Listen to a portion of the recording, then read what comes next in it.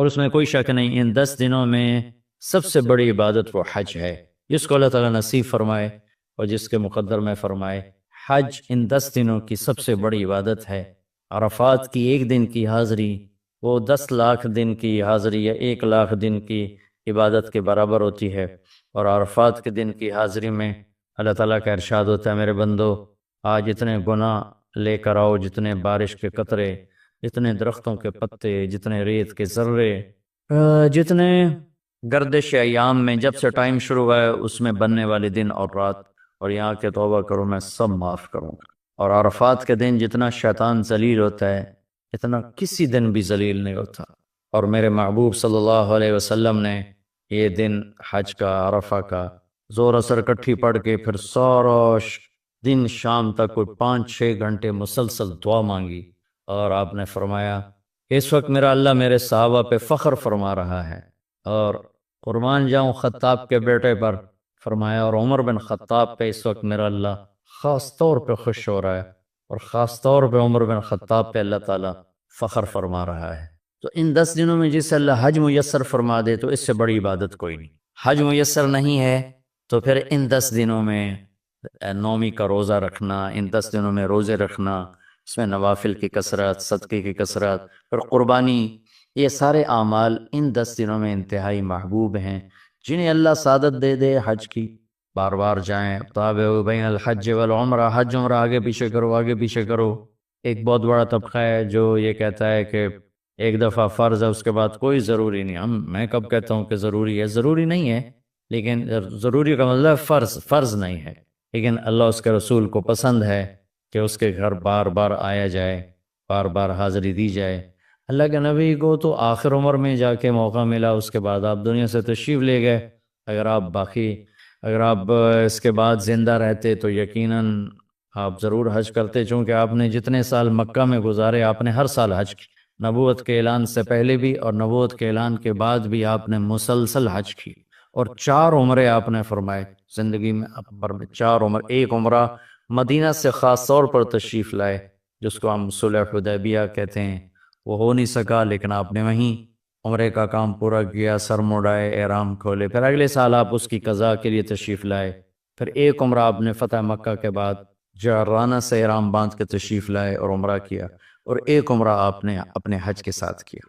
صدیقی دور میں پہلا سال جنگوں میں گزر گیا، دوسرے سال صدیق اکبر اپنے پورے ساتھیوں کے ساتھ حج کے تشریف لائے۔ فاروقی دور میں عمر بن خطاب رضی اللہ تعالیٰ عنہ 10 سال حکومت کی، 10 سال حج کیا، ہر سال حج پہ تشریف لائے۔ عثمان رضی اللہ تعالیٰ عنہ نے اپنی خلافت کے دور میں جب تک امن رہا ہر سال حج کرتے رہے، جب فساد شروع ہوا تو آپ رکے، اس میں شہید ہو گئے۔ علی رضی اللہ تعالیٰ عنہ کو موقع ہی نہیں ملا، جنگوں میں زندگی گزر گئی، اور اسی میں آپ اللہ پاک کی بارگاہ میں پہنچ گئے۔ تو لیکن باقی 3 ساتھیوں کی خلافت کے دور میں آپ نے بکثرت حج اور عمرے کیے۔ تو دین کے کسی عمل کو یوں کہہ کر ہلکا نہیں بنانا چاہیے کہ اس کی کیا ضرورت ہے، اتنا پیسہ خرچ کرتے ہیں، اس کی کیا ضرورت ہے، کسی غریب کو دے دیا جائے۔ یہ اس طرح تخاول نہیں کرنا چاہیے کہ اللہ کے گھر کی حاضری کو اتنا ہلکا نہیں سمجھنا چاہیے۔ میرا اللہ بلائے تو بار بار جانا چاہیے، اور جس کو اللہ توفیق دے عمرے پہ جائے، حج پہ جائے۔ ہاں، غریبوں پر بھی خرچ کرے، اپنے رشتہ داروں پر خرچ کرے، ضرورت مندوں پر خرچ کرے، لیکن اللہ کے فضل سے امید ہے جو اس طرح اللہ کے گھر جانے پر خرچ کرتے ہیں تو اپنے اللہ کے فضل سے غریبوں پر بھی خرچ کرتے ہیں۔ اس کو آپس میں یوں اس کا مقابلہ نہیں کرنا چاہیے، یہ چیز اللہ کو پسند نہیں ہے۔ شہنشاہ کے، دنیا کے سب سے بڑے بادشاہ کے دربار میں حاضری کو ہم اتنا ہلکا نہ سمجھیں، بہت بڑی سعادت ہے۔ حضرت امام حسن کی سنا دیتا ہوں۔ امام حسن رضی اللہ تعالی عنہ نے 20 حج پیدل کیے، مدینہ سے پیدل تشریف لاتے تھے اور حج فرماتے تھے۔ 20 حج، یہ تو اہل بیت کے جگر گوشہ رسول ہیں اور جگر اہل بیت ہیں، تو 20 حج فرمائے آپ نے، پیدل فرمائے، مدینہ سے تشریف لائے مکہ پیدل۔ ایسے ہی امام حسین رضی اللہ عنہ نے کئی حج پیدل مجھے ان کا عدد یاد نہیں، امام حسن کا مجھے یاد ہے 20 حج پیدل کے، اور اللہ کے نیک بندوں نے برس ہا برس اللہ کی بارگاہ میں پیدل حاضریاں دی ہیں۔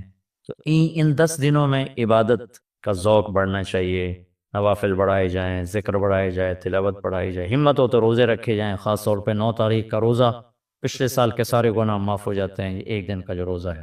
پھر اس کا دوسرا جو بڑا عمل ہے وہ قربانی ہے، اور یہ قربانی آدم علیہ السلام سے چلی آ رہی۔ وَاتْلُ عَلَيْهِمْ نَبَأَ ابْنَيْ آدَمَ بِالْحَقِّ إِذْ قَرَّبَا قُرْبَانًا فَتُقُبِّلَ مِنْ أَحَدِهِمَا وَلَمْ يُتَقَبَّلْ مِنَ الْآخَرِ۔ اس قربانی کی بنیاد تو آدم علیہ السلام سے بڑی ہے، لیکن ہمیں جو حکم ملا ہے وہ سنت ابیکم ابراہیم، وہ ابراہیم علیہ السلام کی سنت ہے قربانی۔ یہ بہت خوبصورت قصہ ہے اور بہت عجیب و غریب قصہ ہے کہ اللہ پر سب کچھ لگا دینا۔ ایک شخص کو اولاد کے لیے دعا مانگتے مانگتے مانگتے کچھ 60 برس گزر گئے، 65 برس گزر گئے۔ رب هب لی من الصالحین، یا اللہ مجھے نیک اولاد دے دے، نیک اولاد دے دے۔ نیک اولاد میری 84 سال کی عمر، اللہ نے 84 سال کی عمر میں بیٹا دی۔ بڑھاپے کی اولاد تو دل پکڑ لیتے، اور ابھی چند دن نہیں گزرے تھے کہ اللہ نے کہا جاؤ اسے چھوڑ کے آؤ۔ کہ کہاں چھوڑ کے آؤں؟ کہ جبریل آئے گا تمہیں راستہ بتائے گا۔ تو جبریل انسانی شکل میں آئے، وہ براق کی طرح نہیں یہ سفر ہوا کہ ایک دم میں پہنچا دیا، بلکہ جبریل انسانی شکل میں آئے، اونٹنی پر سوار ہو کر ابراہیم علیہ السلام دوسری اونٹنی پر، بچہ اور بیگم، اور ان کو فلسطین سے چلایا، اور چلاتے چلاتے چلاتے چلاتے جب مکے کے کالے پہاڑ آ گئے جہاں کچھ بھی نہیں ہے، نہ پانی نہ سایہ، کہ یہاں چھوڑ دو۔ بیت اللہ ٹیلا تھا اس وقت، یہاں چھوڑ دو۔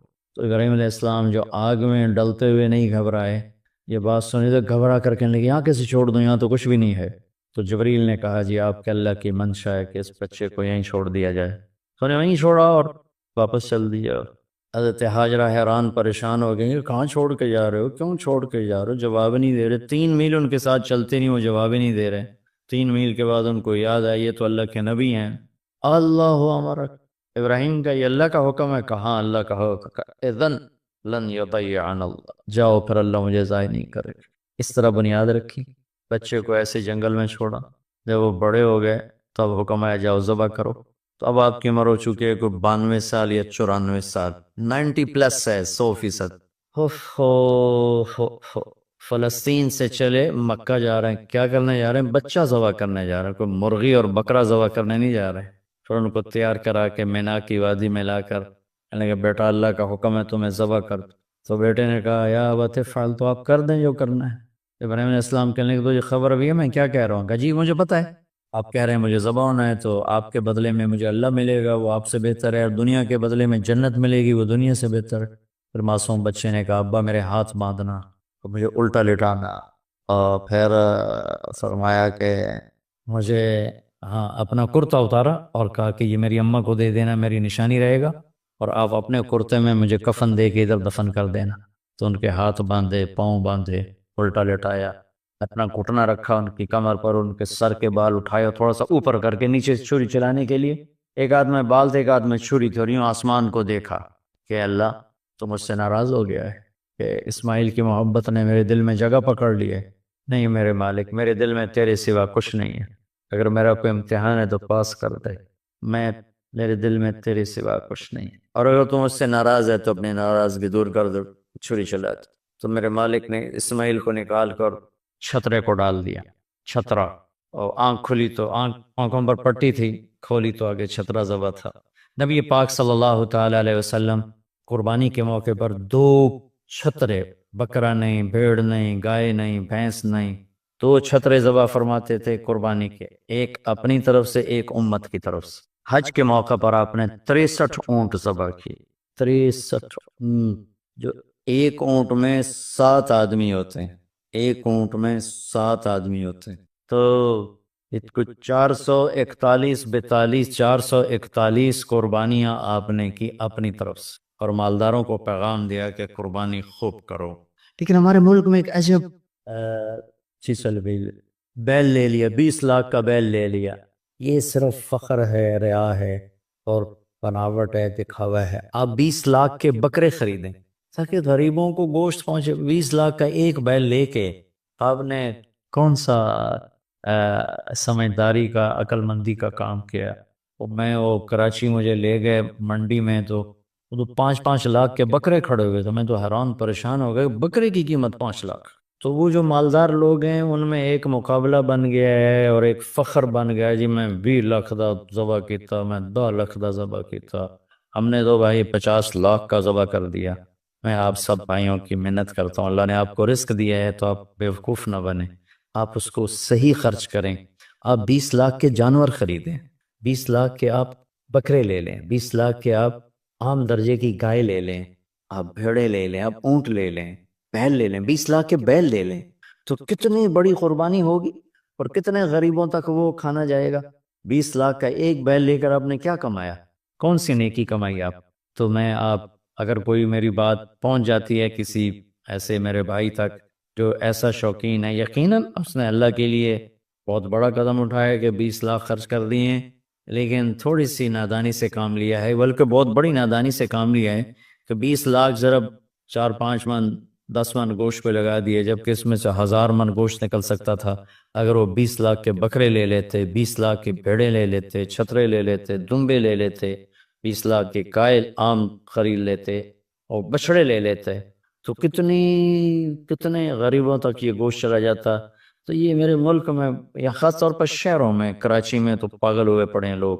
جو کراچی منڈی انہیں دکھائی تو میں حیران پریشان ہو گیا کہ یہ کیا حماقت ہے، نادانی ہے۔ اور پھر ان بیلوں کو وہ پستے کھلا رہا ہے، بادام کھلا رہا ہے، مکھن کھلا رہا ہے، دودھ پلا رہا ہے۔ وہ بیچارہ بیل بھی تھک موٹا ہو، وہ بیچارہ تھک کے کھڑا ہوتا ہے، میں نے جلدی فارغ کرو، ذبح کرو، اس کی جان بسی ہوتی ہے۔ تو میں مالدار بھائیوں سے عرض کرتا ہوں کہ ایسی نادانی کے کام نہ کریں، اس قربانی کو اس طرح کریں کہ غریبوں کے لیے یہ دن اللہ نے رکھا ہے تو اس طرح کریں کہ غریبوں کو نفع پہنچے۔ یہ اس نادانی سے توبہ کریں کہ ایک بیل 10 لاکھ کا لے لیا، ایک بکرا 5 لاکھ کا لے لیا، اس میں کتنا پیسہ آپ نے ایک تھوڑے سے بہت تھوڑا نفع کمایا، بہت زیادہ خرچ کیا۔ اس کے ساتھ آپ بہت بڑا نفع، چونکہ قربانی کے جانور جب ذبح ہوتے ہیں تو جتنے اس کے جانور کے جسم پہ بال ہوتے ہیں اتنی نیکیاں لکھی جاتی۔ 20,000 کا بکرا اچھا مل جاتا ہے تو 1 لاکھ میں 5 بکرے آ جاتے ہیں، اور 5 لاکھ میں 25 بکرے آ جاتے ہیں۔ ایک بکرا 5 لاکھ کا لیا، اس کے جسم پہ فرض کرو 1 لاکھ بال ہیں اور آپ نے 25 لیے تو 25 لاکھ آپ کی نیکیاں بڑھ گئیں۔ تو یہ بہت نادان طرز چل رہا ہے۔ میں آپ سب کی منت کرتا ہوں کہ اس طرح پیسہ ضائع نہ فرمائیں، اللہ کی دی ہوئی امانت ہے۔ ایک بیل آپ نے 20 لاکھ کا لے لیا، 20 لاکھ میں تو 100 بکرے آ سکتے، 100 بکروں کے ذریعے سے کتنے لوگوں کی خدمت کی جا سکتی ہے۔ تو اس قربانی کو شوق سے بھی کریں، اور مستحب یہ ہے کہ جس کے جو قربانی کا خود ذبح کرے یا اس کی جگہ کھڑا، وہ اس جگہ ذبح کرنے والے کے پاس کھڑا ہو۔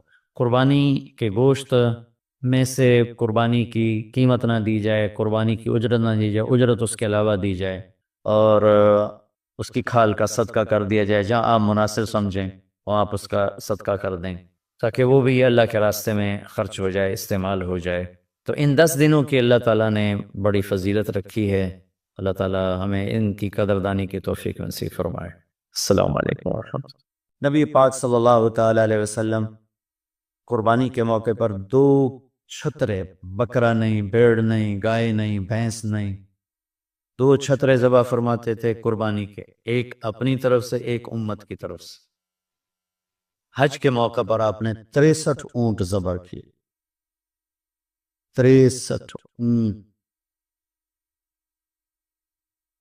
جو ایک اونٹ میں 7 آدمی ہوتے، ایک اونٹ میں 7 آدمی ہوتے، تو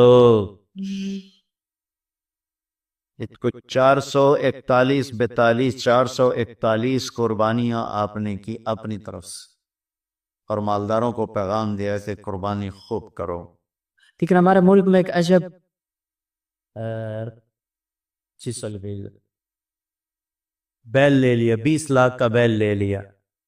یہ صرف فخر ہے، ریا ہے اور بناوٹ ہے، دکھاوا ہے۔ آپ 20 لاکھ کے بکرے خریدیں تاکہ غریبوں کو گوشت پہنچے۔ 20 لاکھ کا ایک بیل لے کے آپ نے کون سا سمجھداری کا، عقل مندی کا کام کیا ہے؟ میں وہ کراچی مجھے لے گئے منڈی میں تو 5-5 لاکھ کے بکرے کھڑے ہوئے، تو میں تو حیران پریشان ہو گئے، بکرے کی قیمت 5 لاکھ۔ تو وہ جو مالدار لوگ ہیں ان میں ایک مقابلہ بن گیا ہے اور ایک فخر بن گیا جی میں 20 لاکھ دا ذبح کیتا، میں 10 لاکھ دا ذبح کیتا، ہم نے تو بھائی 50 لاکھ کا ذبح کر دیا۔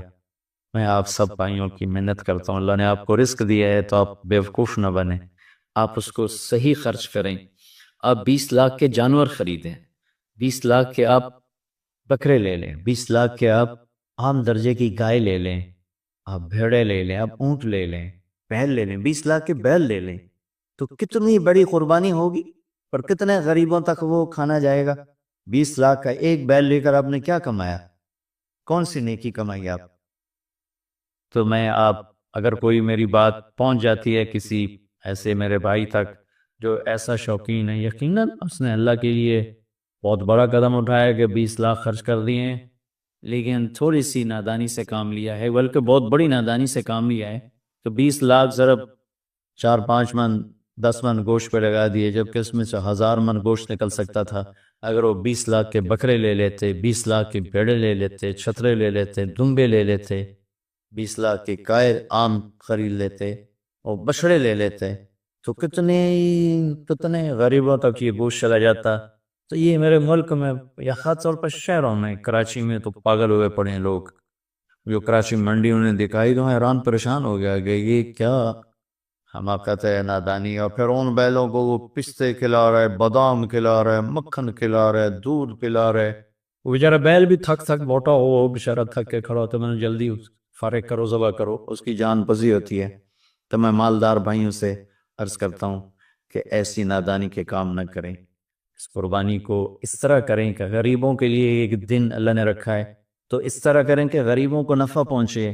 یہ اس نادانی سے توبہ کریں کہ ایک بیل 10 لاکھ کا لے لیا، ایک بکرا 5 لاکھ کا لے لیا، اس میں کتنا پیسہ آپ نے ایک تھوڑے سے بہت تھوڑا نفع کمایا، بہت زیادہ خرچ کیا، اس کے ساتھ آپ بہت بڑا نفع، کیونکہ قربانی کے جانور جب ذبح ہوتے ہیں تو جتنے اس کے جانور کے جسم پہ بال ہوتے ہیں اتنی نیکی لکھی جاتی۔ 20,000 کا بکرا اچھا مل جاتا ہے تو 1 لاکھ میں 5 بکرے آ جاتے ہیں، اور 5 لاکھ میں 25 بکرے آ جاتے ہیں۔ ایک بکرا 5 لاکھ کا لیا، اس کی جسم پہ فرض کرو 1 لاکھ بال ہیں اور آپ نے 25 لیے تو 25 لاکھ آپ کی نیکیاں بڑھ گئیں۔ تو یہ بہت نادان طرز چل رہا ہے۔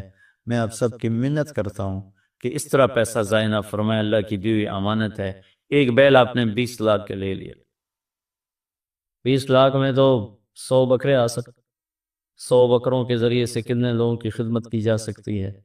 تو اس قربانی کو شوق سے بھی کریں، اور مستحب یہ ہے کہ جس کے پیسے جو قربانی کر رہا خود ذبح کرے یا اس کی جگہ کھڑا، اس جگہ ذبح کرنے والے کے پاس کھڑا ہو۔